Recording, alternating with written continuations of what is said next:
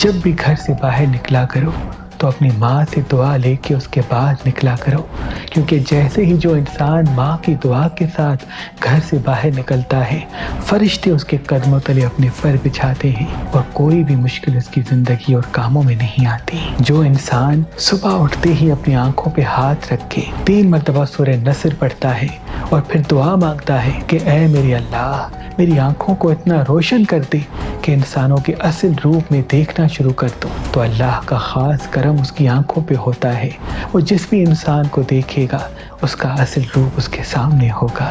عظیم انسان وہ ہے جو جھک کے چلتا ہے، کیونکہ جھک کے چلنے والا اس زمین پہ کبھی گرتا نہیں۔ اپنے بھائی رشتہ داروں کا احترام کیا کرو، کیونکہ یہ ایک ایسا افضل عمل ہے جو اللہ کے نزدیک تمہیں سرخرو رکھے گا۔ اگر تم اس محبت، شفقت و احترام کے ساتھ انسانوں سے بات کرو گے تو جہاں جہاں تم جاؤ گے، کائنات کا ذرہ ذرہ تمہارے لیے کامیابی کا رستہ بچھاتا جائے گا۔